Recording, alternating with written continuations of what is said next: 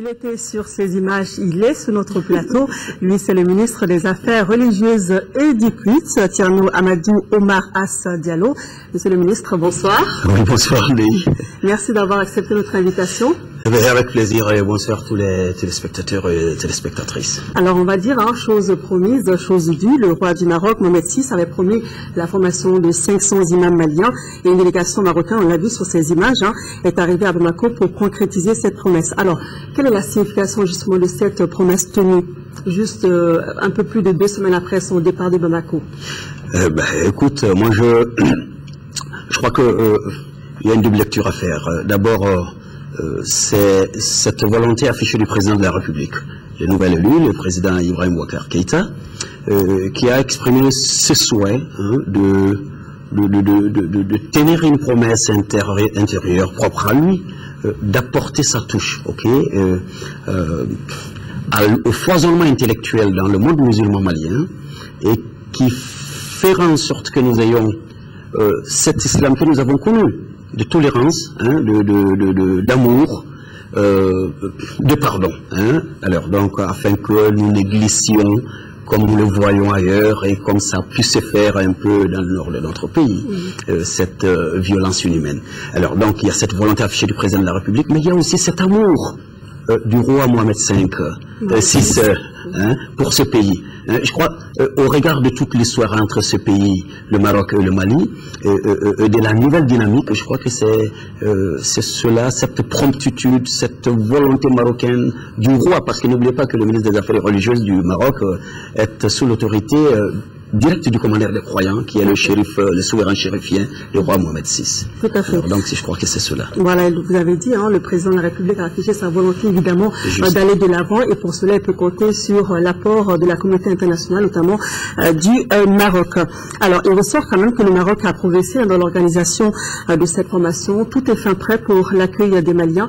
Est-ce que vous, à votre niveau, vous suivez ce rythme des Marocains?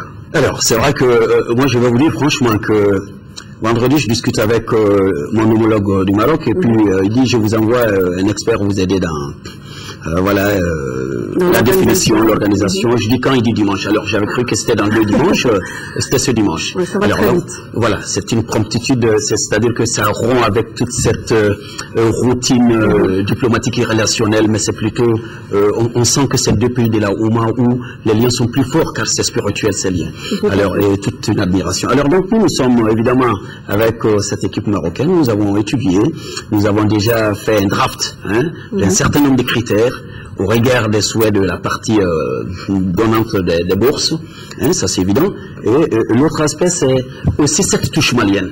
Alors voilà, et je crois que ce qui est encore séduisant, c'est cette volonté marocaine d'accepter la malianité aussi, cette touche dans cette formation. Donc c'est un échange, c'est vraiment un échange. Merci, c'est pas que nous vous prenons, nous allons faire assimiler des notions, ils viennent et réverser, non, et alors c'est vraiment un travail de groupe, un travail de feedback, de participatif. Alors je passe sur votre contrôle, la formation doit prendre 2 ans, c'est bien cela? Alors en fait, c'est-à-dire c'est 500 imams par tranche de 100 par an. Voilà. Donc pour 5 ans.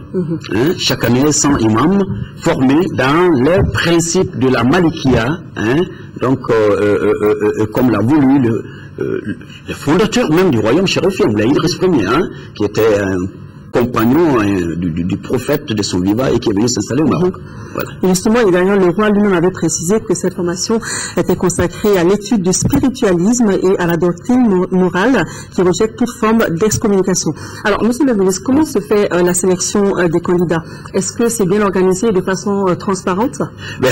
Alors, je vais vous dire, je crois qu'on est en une période de transparence et d'exigence de rigueur. Alors ça, je crois que au regard du premier responsable de la République, on sent que la rigueur est de rigueur. Voilà, si vous permettez cette redondance.